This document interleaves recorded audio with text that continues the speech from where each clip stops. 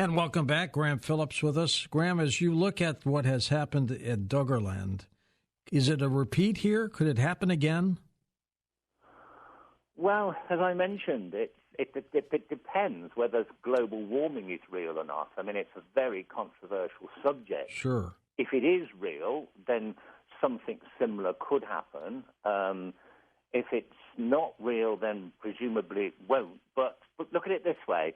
At the time that these early civilizations were getting going, it's around about 12,000 years ago, when the ice started to retreat. I mean, the Ice Age had been with us for many, from about around 100,000 years, which had meant that early humans had remained mainly in the tropics and in warmer places.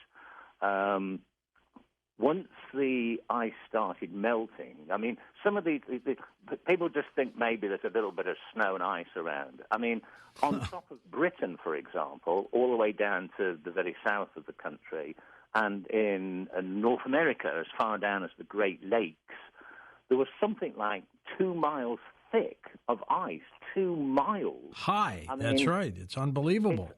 It's unbelievable, and the average depth of the seas was something like 400 feet lower than it is today. I mean, I can't see anything like that ever happening, not in the foreseeable future anyway, but it was the melting of the ice. For some reason, the ice melted. Again, people don't really know why it got warmer. Some scientists believe it's a slight change in the Earth's axis, or others believe it might have been volcanic activity. But whatever it happened, the Earth started to heat up.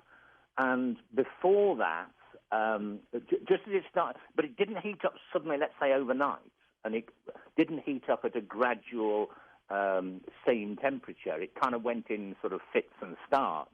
So for the first period of 1,000 or so years, when the sea levels started to rise, they kind of stopped. So because a lot of the ice had disappeared from places like Britain and most of North America, it meant that people were able to. Before that, most people had been hunter-gatherers, but this started what is known as the agricultural revolution. People suddenly were able to settle in villages, and they were able to grow crops. People hadn't been growing crops before then. They'd been mainly nomadic.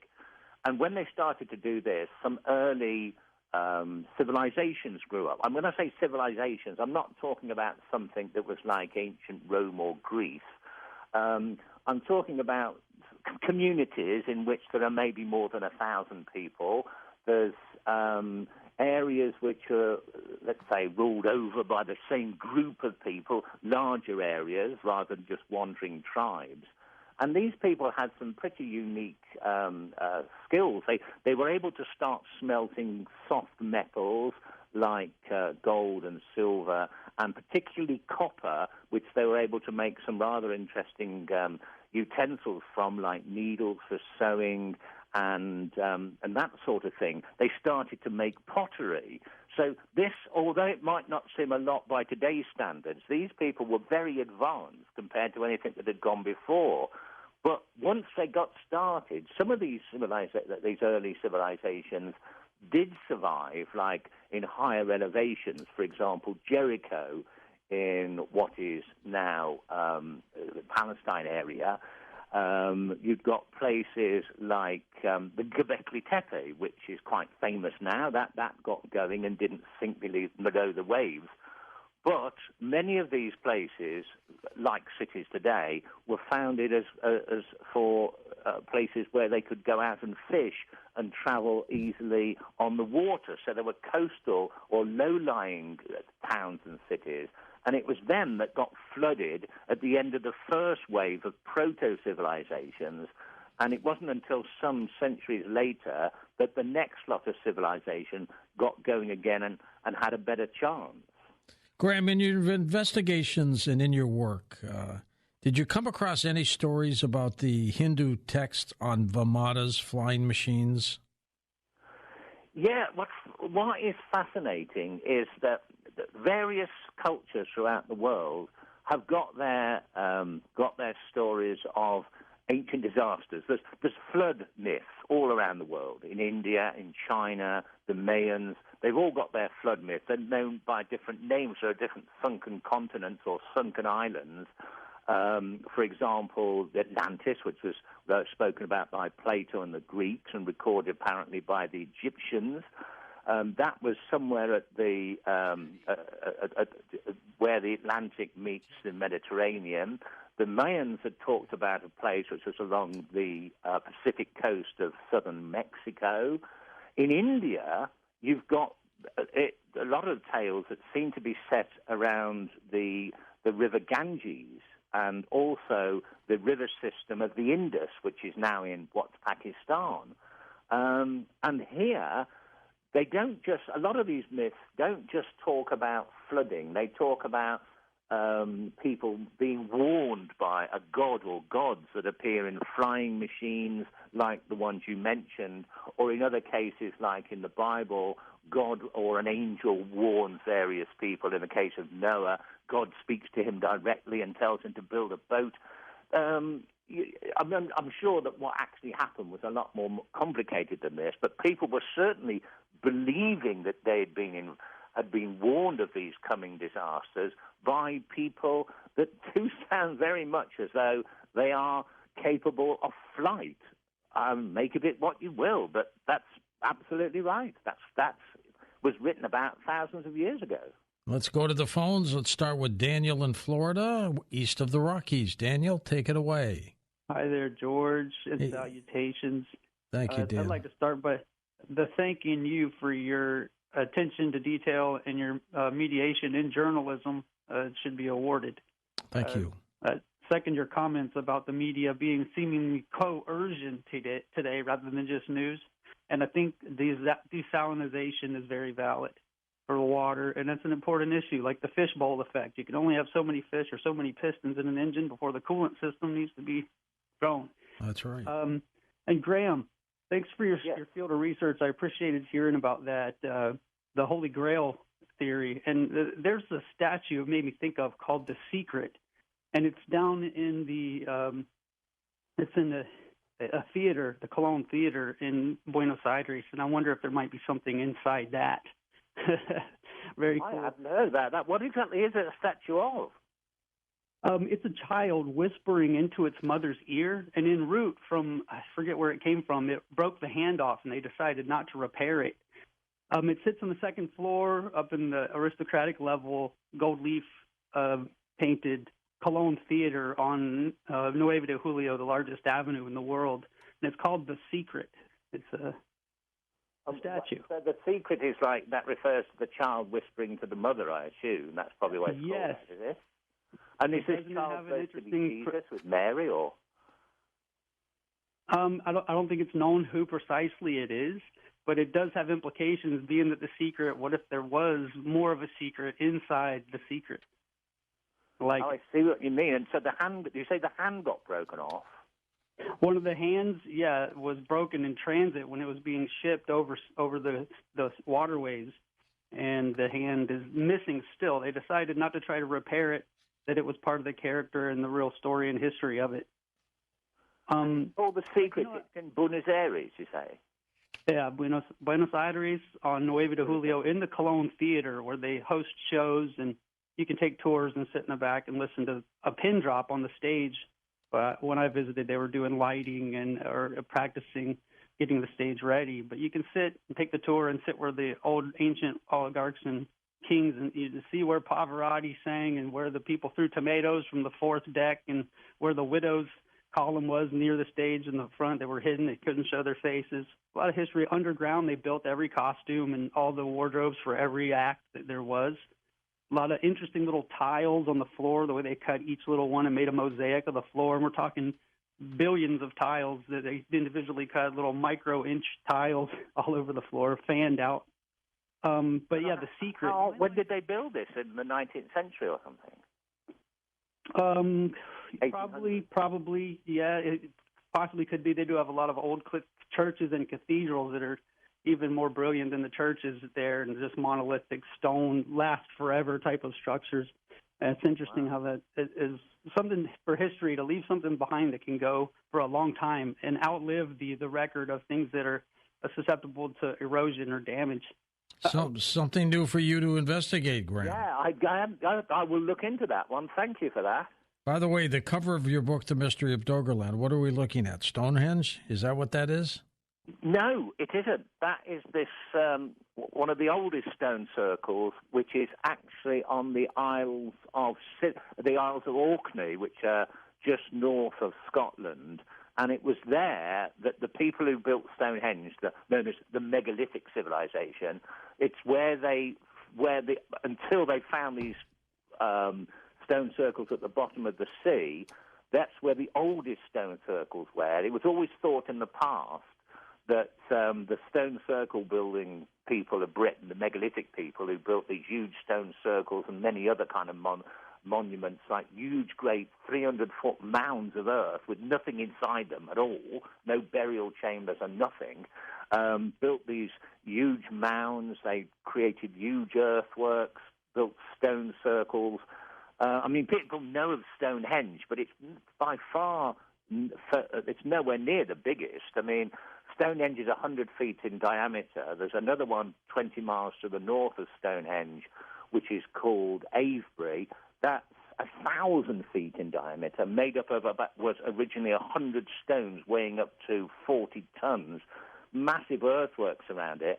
And these megalithic complexes were built all over Britain. And it was originally thought that the idea had come over from northern France. But the monuments in northern France are very different. Yes, they did build stone monuments, but they were not the same megalithic civilization that were building them in Britain. That started on the Orkney Isles to the north of Scotland and then moved south. Eventually, over a few hundred years, they built Stonehenge. So how come it just starts on this island? And what's fascinating is the picture on the cover is called the Ring of Brodgar. I think it's the third biggest stone circle in the British Isles. It's much bigger than Stonehenge.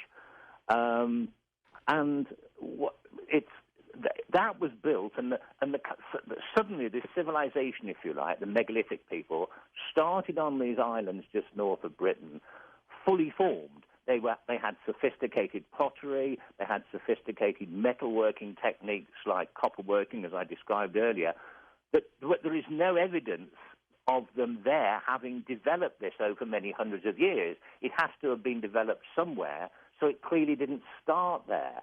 And as there's nothing in Scandinavia or elsewhere on mainland Europe which is similar, then the likelihood is that they started somewhere which is no longer in existence. In other words, Doggerland, or the land that existed to the northeast of the British Isles before it sank below the waves.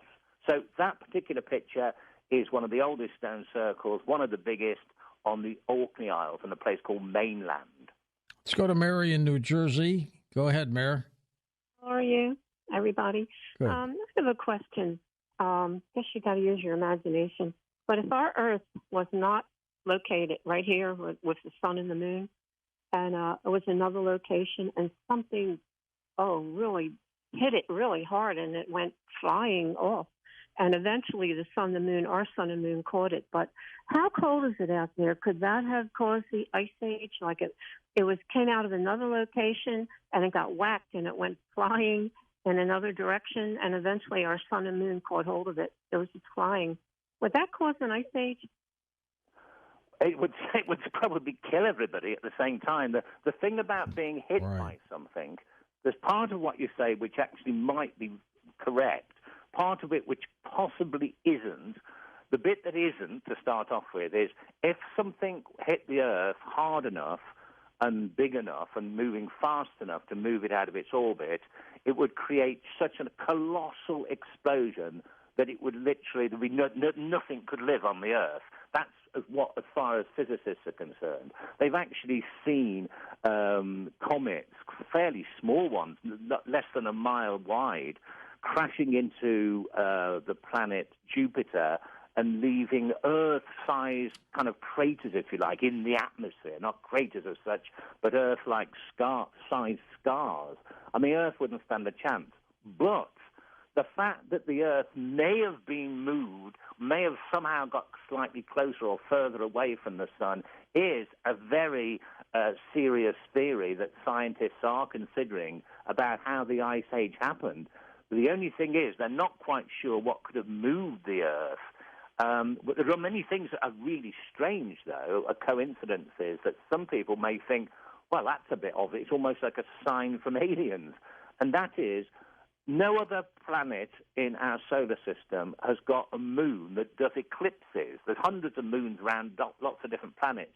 But from the Earth, when you see the moon, it is virtually exactly the same size in the sky, appears to be, as the sun, which is why we can have eclipses. Yep. And if the moon wasn't in that exact position it's in, the Earth's orbit wouldn't, at least the Earth's axis wouldn't be stable enough, probably, for there ever to be any complex life existing in the first place. And the moon itself only came into existence, and this is what geologists think now, because something the size of Mars did crash into Earth before there was life here, flung up this huge great blob of molten stuff that turned into the Earth, turned into the moon. If that hadn't happened, there probably would be no life here at all. That's a good point. Let's go to John in Florida before the break. Go ahead, John. Hi, thank you for taking my call. I've got an object that my grandfather knew Alexander Crowley, real Aleister Crowley. Yeah.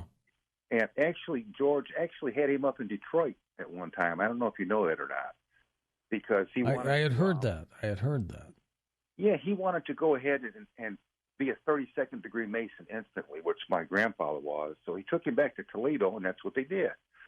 But before he died, my grandfather went over there to see him, and Crowley gave him this lid that's engraved in qualum zani with the wall of Persepolis that has Thoth, putting the, Darius and Thoth fighting.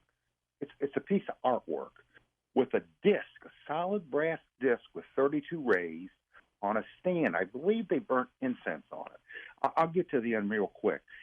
I had it, a long time. My wife hated it. I threw it away 30 years ago. Well, 10 years ago, we moved, and it's in a box, okay? How in the world it got in a box? So I'll get to the end of the story. She doesn't want it. I sold it to some guy from OTO out of St. Petersburg, and he pulls up in this, his white cloth with chain. I didn't let him in the house. He's got a robe on. He paid me quite a bit for it. 2 weeks later, he comes back. See him come in. He says, I don't want to ever see this thing again. I'd like to know what it is. It's never given me any problems. But it's just, I have no idea. I mean, I know it belonged to Crowley. I know he had to burn incense on it. And when you see it, you're going to say, what in the world is this? Is there any way that Graham would know anything about that? Or I'm not sure. Graham, do you know anything about evil artifacts? No, really. When anything I've been looking for are all biblical things or things that are supposed to be good. Though, however, the very first book I ever wrote was called The Green Stone, which was about a stone that seemed to have a curse on it, because we worked for a magazine called Strange Phenomena. I was the editor. We got onto this stone. I won't go into the details, but when it was brought back to the offices of the magazine, light started fusing. That reminds me of a Ouija board. Graham, we got to hit this break. We'll come back and wrap things up with you. And welcome back to Coast, George Norrie, along with Graham Phillips, as we wrap things up. Graham, what's your next project? What are you working on now? I'm taking a bit of a rest. I may go back to searching for the Ark of the Covenant. I wrote a book called The Templars and the Ark of the Covenant some years back, and I did a lot of, uncovered a lot of information about where the Ark, one of those two arks I was mentioning earlier, may have ended up. And there is some evidence that a group of Knights Templars brought it back to Britain and hid it somewhere, so I may continue to investigate that. Well, good for you. You do a great job investigating with what you do. You know that. We got to get you back to talk about your Lost Tomb of King Arthur. That was a great book you wrote back in 2016. Oh, yeah. I mean, the King Arthur is probably the mystery I've investigated more than any other. And I do believe that I have managed to locate his tomb. And it's a case now of persuading the archaeologists. Archaeologists have actually looked there. They've done some ground scanning radar, and they know there's something there that could be a tomb of a person that lived when Arthur is said to have lived. All I've got to do now is to persuade them to dig. Could be dramatic indeed. But, Graham, thank you for being on the program. Keep in touch, and let's get you back again. Now, for some people, by the way, demons and entities are a problem. If you need a clearing, there's no better one than the spiritual warrior Bill Bean, who will be one of our guests in our live show in Columbus on October 14th. Bill, let's talk about that other case of possession that is in the book, the connection, if you would, please. Absolutely. And, George, I'd like to, if we have a moment after that, I'd like to mention briefly a couple recent ones that I feel you would probably be very interested in hearing about. Absolutely. But let me speak about this really quickly. This one took place on March 31st, 2018 in Orlando, Florida. And I arrived at the home. And, you know, George, usually I can feel, and again, I don't claim to be anything, but God does give me a knowing of things. He has bestowed gifts, I'll say it that way, upon me. And I could sense evil right away, you know, pulling up and getting out of the rental car. And as I'm walking up the walkway, you know, I could sense it. I could feel evil present. And it was a very nice family, and the lady of the house was the one being affected. And she, too, had some suffering in her childhood, and she was exposed to Santeria, Santeria curses, which is, you know, it's like a Caribbean voodoo. And so she had exposure to that and was victimized by that as a child. And so she had been having on and off bouts of what she believed was demonic possession over the years. I think it was just a strong oppression that eventually did turn into a possession. And I didn't even think that until it was time to perform the deliverance. So I'm sitting there with her and her husband, very nice lady, he's a very nice man, met the kids, everything seemed well between all of them. We're talking, and the more we talked, the closer it was getting to the time at hand of the deliverance. So I asked her husband to go up and fill the tub, that I was going to ask her to stand in the water. I was going to bless the water first. I was going to ask her to stand in that water, and I was going to perform the deliverance over her while she was standing in that blessed holy water. So everything was going according to plan until we got into the bathroom. When it was time for her, after I said the prayer, and I could notice when we were going up the steps, her body language, you know, it was changing, that she was becoming nervous and apprehensive. And, you know, and again, you think, okay, well, this person's going to be a little nervous. I mean, something like this is about to happen. You know, they're going to be disturbed by it. So I'm blessing the water, and now it's time for her to get in. And all of a sudden, George, it takes her over, and it becomes a physical struggle. And her husband, he was right there, and he did assist me.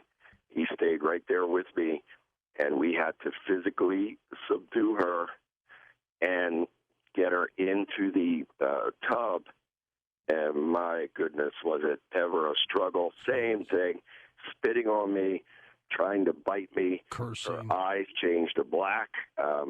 There were voices coming out of her, and her tongue looked like it was like a serpent. It was coming out and going all over the place. It was just unfathomable.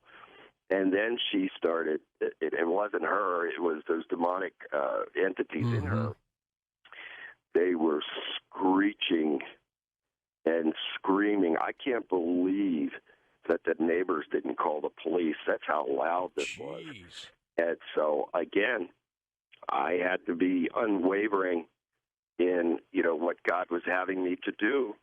And I continued, even with that screeching, and I continued to take power and authority over it. Every time I did that, it would stop, and then it would start back up again. So this was a battle back and forth for quite a while. And to make a long story short, God did work through me to deliver her from it. And when she was delivered, she vomited everywhere. And that happens sometimes, George. It comes up through the mouth like that. And after that happened, she was delivered. And then, God bless her husband. He cleaned all of that up, and we had to put fresh water in there. Sure. And I re-blessed the water and then baptized her in that. And she's been great ever since, thank God. But let me tell you, I will never, ever forget that day. And it seems like she was calm, and then something really kicked her into high gear. What would have done that? I think what it was is the entities knew it was time for eviction. Aha. So when it's time for eviction, they're going to hold on and fight with everything that they have because they don't want to go. They were fighting you.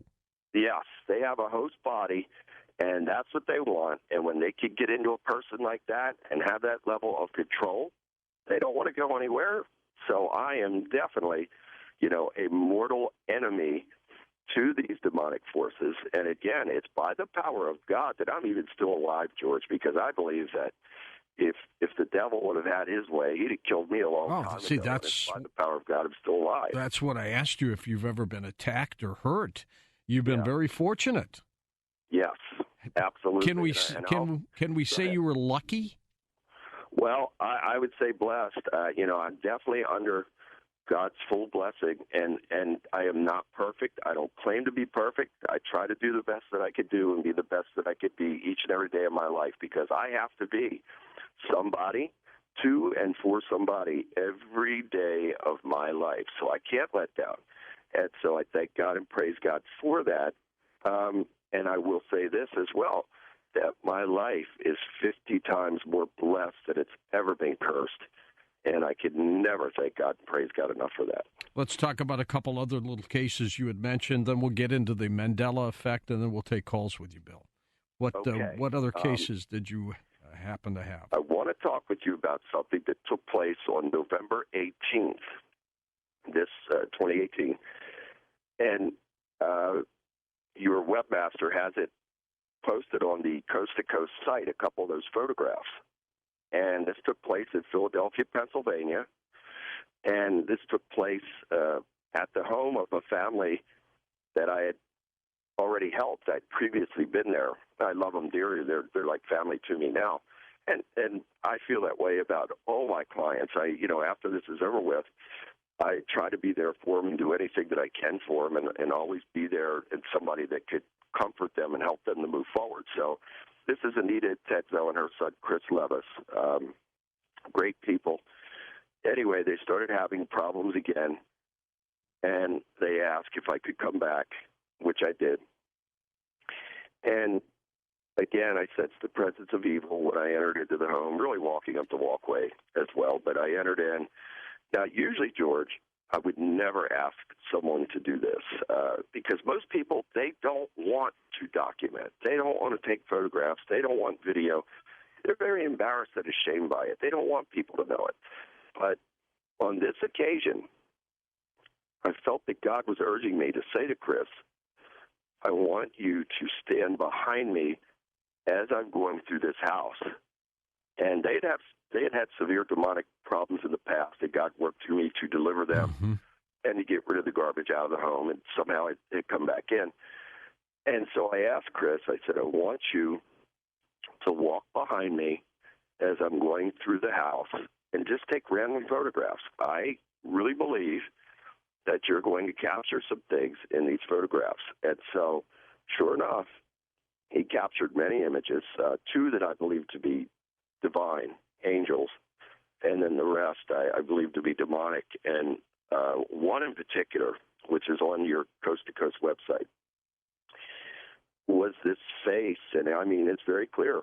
It's very clearly defined. It looks like a demonic entity, and if you look closer at it, it looks like fangs. Oh, it's horrible looking. It's horrible. Yeah. Yep, out of the right side of the mouth. And so this was in the basement of the home. It looks like Frankenstein, the face, doesn't it? Exactly, George. Exactly. And I mean, that's one of the most defined pictures that I've ever seen of what I believe to be a demon. And so I was drawn over to the chimney area, and part of that house was built in the 1800s. And there was like a little potbelly stove connected to this chimney area, down in the basement. And it was a block wall. And I felt that there was a portal there. So this is something that I didn't discuss with you earlier that I should have, is that not only, do I have to, by the power of God, bind and rebuke and cast out demonic forces, but I also have to close the portals as well, because there are portals everywhere. That's not easy. Travel. No, it's not. And so I'm standing there in front of this block wall where God had led me to, where I believed a large portal was, and I'm binding and rebuking and closing the portal. And as I'm doing this, George, just as you're hearing my voice now, this groan, growl type of thing came out from within the block wall. Anita and Chris were standing right there with me. We all heard it clearly. And so after hearing that, I had to jump right back into action and take power and authority and bind and rebuke it, cast out, and then it departed. But it was, again, something that you and the listeners, you'd have to be there to see it and hear it for yourself to truly understand and appreciate what I'm saying. Let's take a few calls here for you, Bill, and we'll come back and talk more about these events and the Mandela effect as well. Let's go to Colleen in Red Bluff, California to get things started. Hi, Colleen. Hi, George. Thank you, I think, for taking my call. I'm actually kind of really nervous. I was married for a long time to an abusive man, and there were many times, just to cut it short, it was abuse verbally, physically, mentally, whatever, and sexually. And I can distinctly remember at least 3 or 4 times where I saw the face of Satan while he would be raping me and choking me, and I would have fought him off physically as hard as I could, and I was strong back then, and I mean, I would be sweating just out of energy trying to fight him off, and I feel like I've been stuck, and I don't know if there's residual effects from that or whatever, but I know. Do you feel possessed? I don't know if I feel possessed, because I'm a single mom, 4 kids, raised them all, worked hard. And where is he? He's done. He's gone, right? He died, yeah. He died. About 3.5 years ago. But, we were divorced a long, long time ago. But, God has been amazing in letting me raise my kids and everything that we went through. Just a host of things. But personally, I just feel like I just not worthy. I don't know. Well, let's bring the expert in to talk with you. Bill, go ahead. And I'm very sorry that you've suffered in the way that you have. And I want you to know that God does love you, and God is with you, and God is for you. And I think it's time for you to start a new chapter, a new season in your life, making God first in your life and have a real connection with him and allow him to show you that you are somebody and you are worthy. So I would suggest to you that, and whether it's me or somebody else, find someone to help you with this type of spiritual, and this would be more of a spiritual cleansing for you. And I would also recommend that you'd be rebaptized as well and start a new chapter and a new season in peace, freedom, and victory. I want you to look forward and never look back. Okay. And you can get a hold of Bill through his website, Colleen, billbean.net, linked up at coasttocoastam.com. That's it. And God bless you. And if I can be of any assistance in any way, please, like George said, he just gave you the website. Don't hesitate. Let's go to Ed in Hemp Hill, Texas. Ed, welcome to the program. George, it's such an honor to talk to you. Well, thank you, Ed. And Bill, when I was 9 years old, my mother went to Kmart and bought a Ouija board. Oh, boy. Oh, boy. No. She thought it was a game, right? Thought it was a game, yeah. And me and my brother played it. He was 3 years older than me. He was 12. And he died at 25 years old. Oh, my. And everybody in my family, except my father, he's 82, has died. I'm very sorry to hear that. You think a lot of it was tied to that Ouija board, Ed? I think everything was tied to it. Anything happened that you could recollect for us when you were playing it? And how many times did you and your brother use the board? Oh, we'd mess with it every day. Every day? Oh, my gosh. Every day. It's a portal, Bill, isn't it? It sure is. For Dan Galante, Tom Danheiser, Lisa Lyon, Lex Lonehood, Sean Ladesor, Stephanie Smith, Chris Burrows, Tim Banal, Ryan Stacy,